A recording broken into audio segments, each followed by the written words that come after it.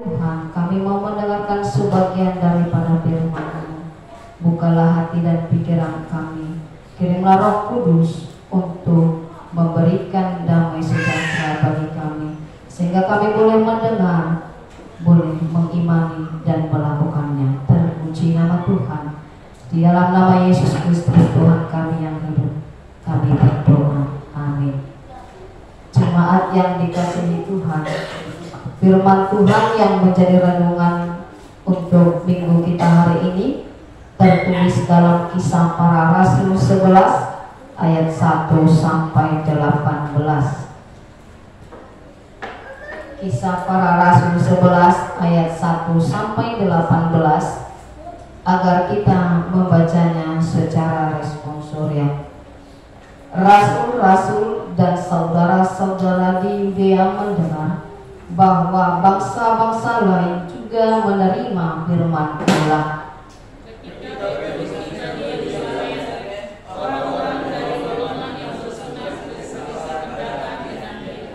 Kata mereka, engkau telah masuk ke rumah orang yang tidak bersunat dan makan bersama-sama dengan mereka.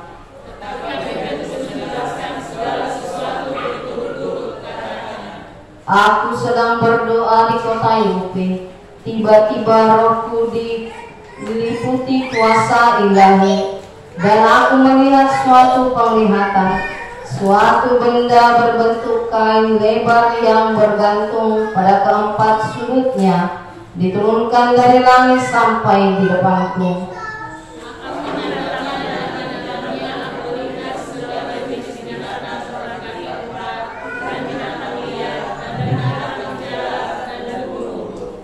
Lalu aku mendengar suara berkata kepadaku, bangunlah hai Petrus, sembelihlah dan makanlah. Tetapi aku berkata, tidak Tuhan, tidak, sebab aku pernah sesuatu yang haram dan tidak dapat masuk ke dalam mulut. Akan tetapi untuk kedua kalinya suara dari surga berkata kepadaku, apa yang dinyatakan halal oleh Allah tidak boleh engkau nyatakan haram. Hal itu terjadi sampai 3 kali, lalu semuanya ditarik kembali ke langit. Dan seketika itu juga 3 orang berdiri di depan rumah, di mana kami menumpang. Mereka diutus kepadaku dari Kaisarea.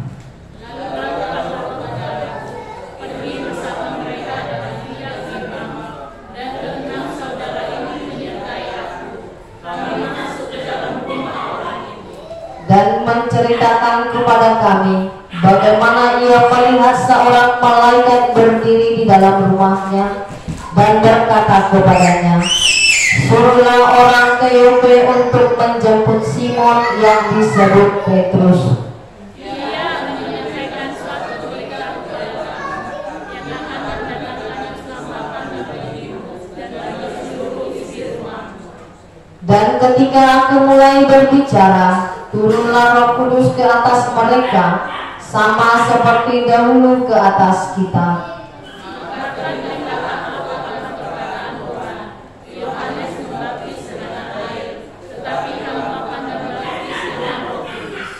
Jadi jika Allah memberikan karunia-Nya kepada mereka, sama seperti kepada kita pada waktu kita mulai percaya kepada Yesus Kristus, bagaimanakah mungkin aku mencegah dia? Ketika mereka mendengar hal itu, mereka menjadi tenang, lalu memuliakan Allah, katanya. Jadi kepada bangsa-bangsa lain juga Allah menganugerahkan pertobatan yang membimbing ajaran. Demikian firman Tuhan, kita bernyanyi.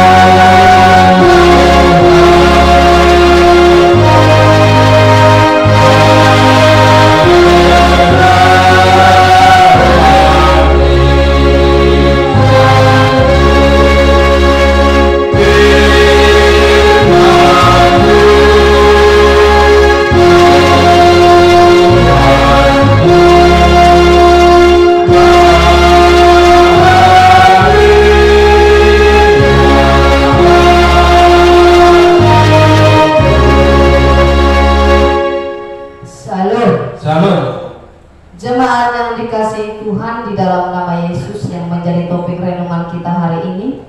Di lehon di bataha membawa roha tusi penedeku. Allah mengaruniakan pertobatan. Kata bertobat itu tidak menjadi asing bagi kita. Kita tahu bahwa bertobat itu adalah satu tindakan, sikap yang meninggalkan hidup kelam menuju hidup baru, meninggalkan hidup yang gelap menuju hidup yang terang. Kalau kita mengamati bagaimana perbuatan seseorang yang bertobat, apakah hanya sekedar seorang Kristen saja yang jahat kembali kepada yang baik? Tetapi dalam nats ini, orang yang tidak mengenal Allah tetapi mau memberikan dirinya percaya kepada Allah yang hidup melalui Yesus Kristus, itu juga dikatakan pertobatan. Pertobatan itu muncul dari dalam hati manusia.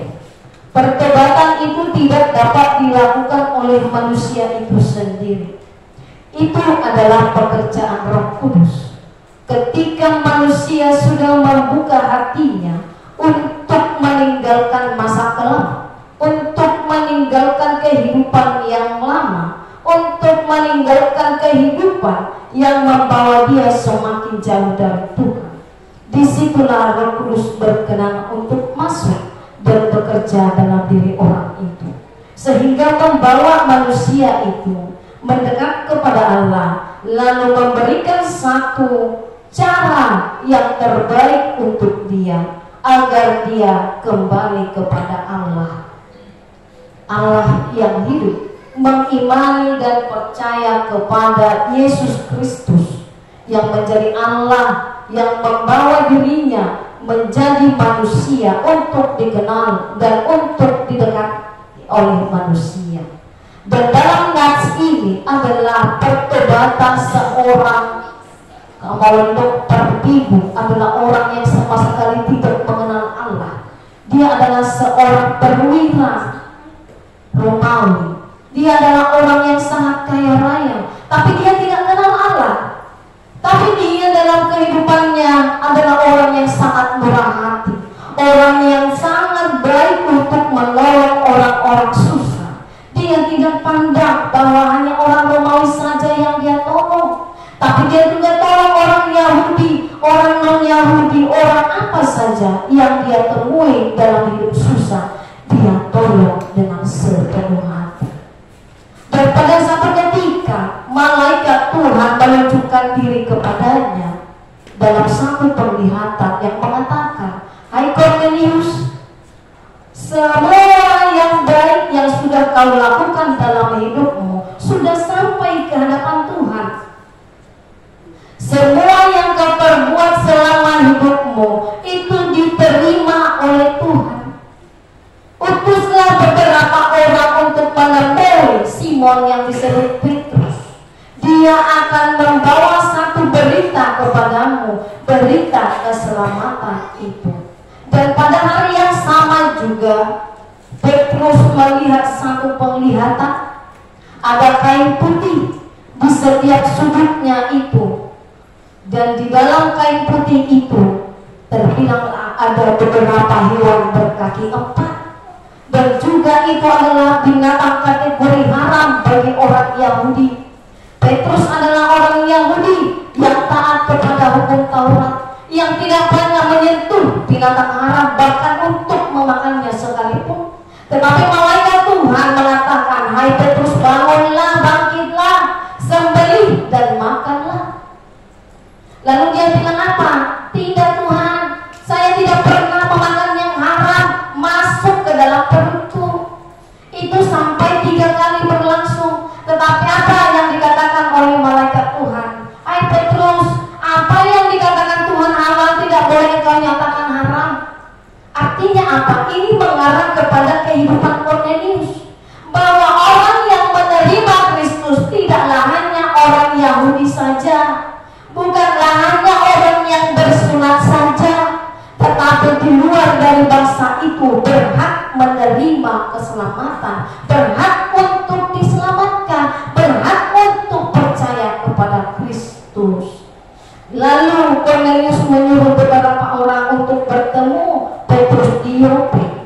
Di sana malaikat Tuhan berbicara kepada dia, ada yang mencarimu, pergilah dengan tidak bimbang. Itu adalah orang yang diutus oleh malaikat Tuhan. Mereka pergi menjumpai Kornelius. Di dalam rumah Kornelius mereka makan bersama, bercerita, bercengkrama, dan Petrus menyampaikan keselamatan itu kepada Kornelius dan seluruh isi rumahnya agar mereka selamat. Maka Petrus membawa mereka untuk dibaptis. Dan dalam nats ini juga banyak orang Yahudi yang melihat apa yang dilakukan oleh Petrus. Petrus masuk ke rumah orang berdosa, orang yang bukan Yahudi, orang yang tidak bersunat. Itu adalah satu peraturan yang tidak boleh dilanggar oleh orang Yahudi, bahwa mereka tidak boleh berteman di luar dari orang Yahudi. Mereka memanggil Petrus dan menyidang Petrus. Engkau adalah seorang rohaniwan, tetapi engkau meledukkan dirimu kepada orang berdosa. Apa maksud dan tujuanmu? Tetapi dengan rendah hati Petrus tidak dengan marah, tetapi dengan rendah hati dia berbicara dan menerangkan bahwa ini bukan pekerjaan saya, ini pekerjaan Roh Kudus, ini pekerjaan Tuhan. Jangan kamu pikir ini semua rencana saya. Tuhan bekerja untuk Kornelius dan keluarga. Tuhan bekerja untuk diriku agar membawa dia kembali kepada Allah, agar dia percaya dan mengimani keselamatan itu sudah sampai di dalam nama Tuhan Yesus Kristus. Nah, itulah yang disampaikan oleh Petrus kepada orang Yahudi, orang yang bersunat, orang yang sudah bertobat, sehingga mereka tidak lagi marah ataupun membuat Petrus masuk penjara. Tetapi mereka dengan rendah hati, membuka pikiran, mau menerima apa yang diterangkan oleh Petrus, sehingga dengan penuh sukacita mereka memuji, memuliakan Allah. Ada orang yang diselamatkan, dan dengan dalam sukacita mereka ternyata bangsa-bangsa lain juga diberi keselamatan oleh Allah. Itulah yang disampaikan dalam nats ini. Nah, nats ini, teks ini, firman Tuhan ini mengajak kita untuk menyadari dan untuk melakukan apa yang disampaikan di dalamnya. Yang pertama, kasih karunia Allah berlaku untuk semua orang sesuai dengan kehendak Allah itu sendiri. Sama halnya yang terjadi dengan orang Yahudi. Kalau mereka adalah bangsa pilihan Allah, mereka beranggapan bahwa Allah itu milik mereka. Jadi kalau Allah itu milik mereka, Allah memilih mereka, mereka beranggapan begini, bahwa mereka sanggup untuk mengatur kemana kehendak Allah ini berlaku. Kalau ini saya benci Tuhan, jangan berkati dia. Saya suka yang ini, Tuhan berkati ini saja. Itulah yang mereka harapkan. Tetapi Tuhan Allah menyatakan dirinya. Apa yang dinyatakan halal oleh Allah tidak boleh kau nyatakan haram. Bahwa Allah itu berlaku untuk semua orang. Allah itu milik alam semesta. Dan kita juga sebagai orang Kristen, terkadang kita berharap dan beranggapan karena kita adalah pengikut Kristus, kita tahu Kristus adalah jalan kebenaran, Dia jalan yang membawa kita kepada hidup. Lalu kita beranggapan kepada diri kita bahwa kita yang terpilih dan yang dipilih untuk selamat. Lalu yang lain sana kita beranggapan bahwa mereka tidak layak untuk menerima keselamatan itu. Kita harus tahu dan ingat, Allah itu adalah pemilik alam semesta. Semua yang di bumi ini Dia miliki. Kepada siapa saja Dia ingin menyampaikan kasih karunia itu.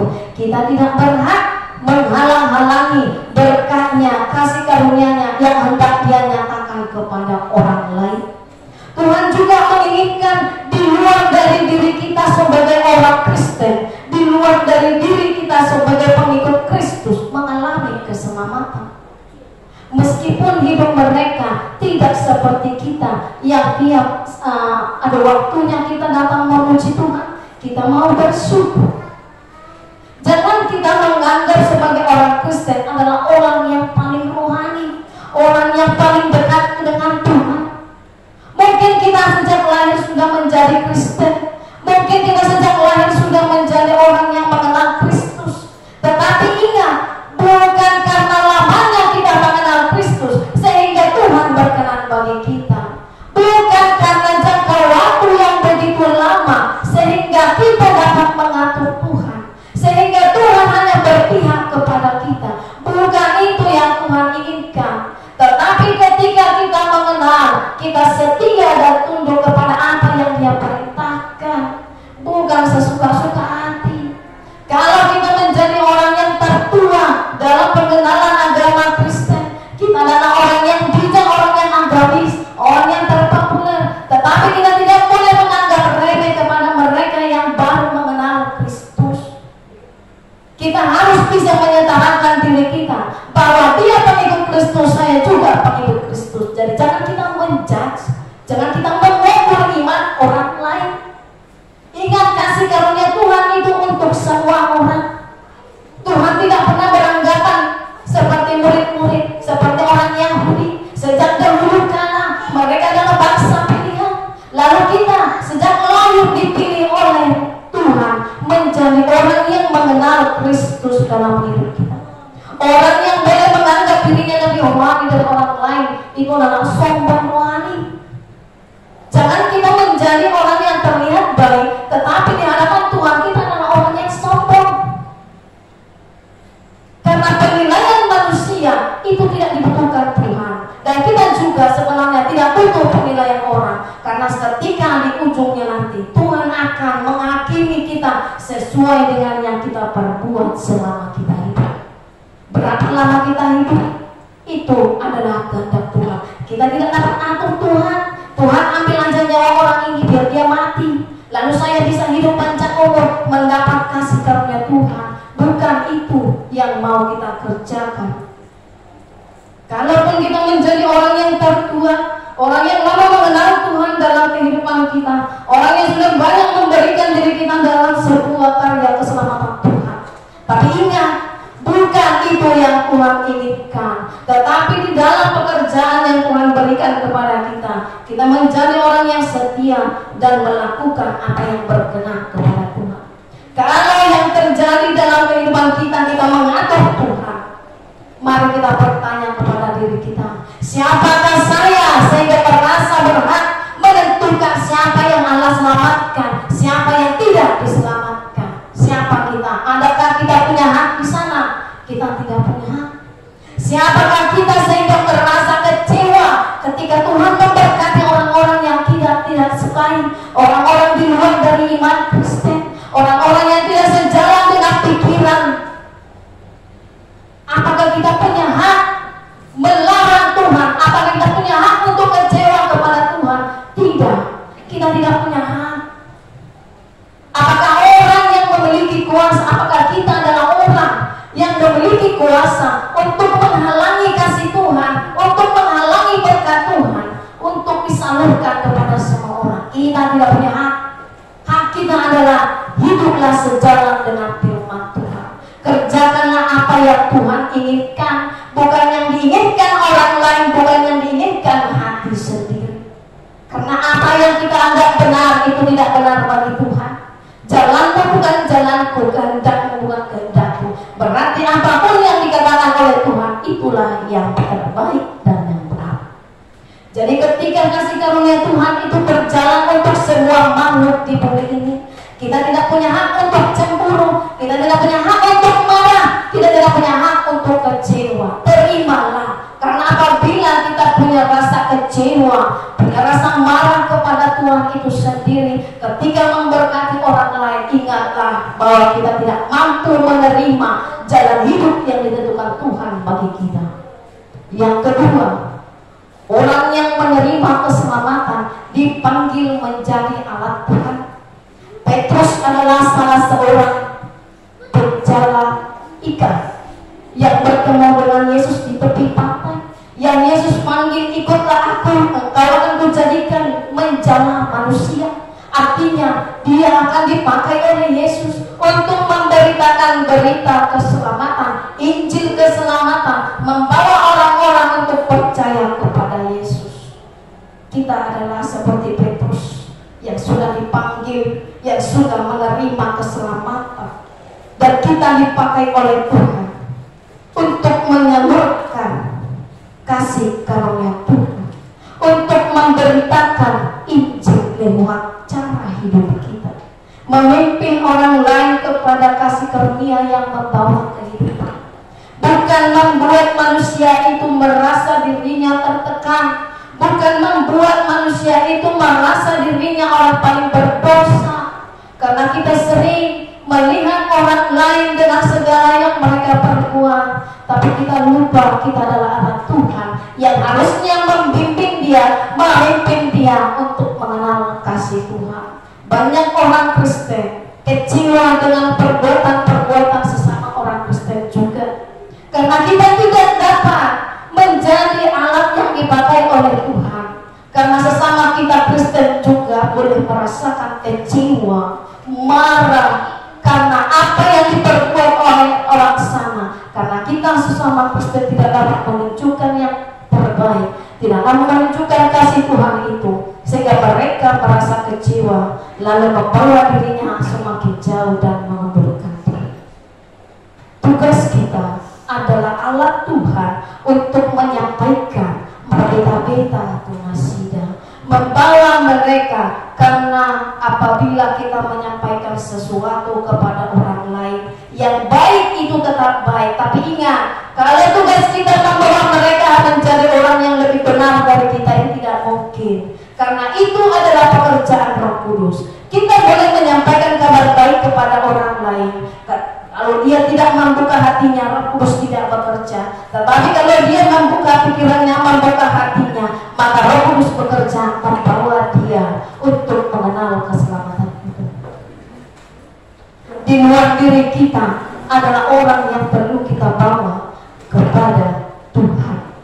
Apa cara kita untuk menyampaikan kebenaran firman Tuhan kepada orang-orang di sekitar kita, menunjukkan kepedulian kasih Allah itu kepada mereka?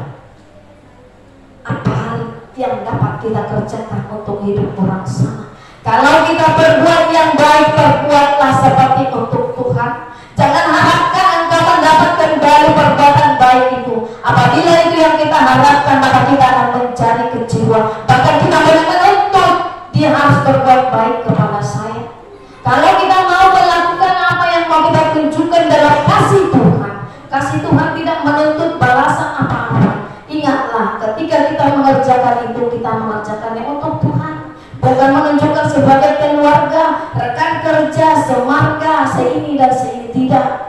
Kerjakanlah itu seperti untuk Tuhan, melalui kepedulian sikap kasih kita kepada mereka, melalui tutur kata dan relasi tindakan kita sehari-hari. Kalau kita berucap dengan kata-kata yang boleh menyakiti orang, itu yang bawa dia semakin jauh dari Tuhan.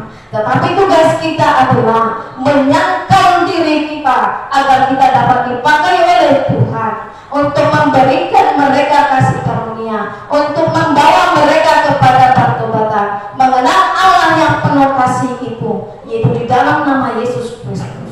Kasih karunia Tuhan terbesar dalam hidup kita adalah pengorbanan Yesus Kristus di kayu salib. Itu sudah kita terima, itu sudah kita rasakan, itu sudah kita hidupi. Maka untuk itu kita perlu mengerjakan keselamatan itu dalam hidup kita. Karena kalau hanya kita beranggapan seperti orang Yahudi, kita sudah lama mengenal Tuhan, kita tahu sejarah perjalanan Tuhan dari dia kecil sampai dalam pelayanan, bahkan sampai mati di kayu salib, bangkit dari antara orang mati, naik ke surga, itu kita tahu ceritanya. Tapi Tuhan tidak menginginkan kita menjadi orang yang intelek dalam mengetahui segalanya, tapi kita perlu mengimani keselamatan itu. Di jemaat yang dikasihi Tuhan di dalam nama Tuhan Yesus Kristus, ketika kita dipakai oleh Tuhan sebagai alatnya, jangan pernah mengharapkan ketika kita berbicara A, dia langsung bisa bicara A. Kita bicara B, dia langsung bisa bicara B. Tidak. Ketika kita menyampaikan apa menjadi kehendak Tuhan, biarkan Roh Kudus yang bekerja bagi dia. Kalau dia membuka hatinya, maka dia beroleh keselamatan. Sama dengan diri kita. Apabila kita mau dipakai sebagai anak Tuhan, Kita sedang membuka hati kita sedang membuka pintu pikiran dan hati kita agar Roh Kudus bekerja dalam kehidupan kita, sehingga keselamatan yang sudah kita terima menjadi keselamatan yang membawa kita kepada kehidupan. Amin. Kita bernyanyi.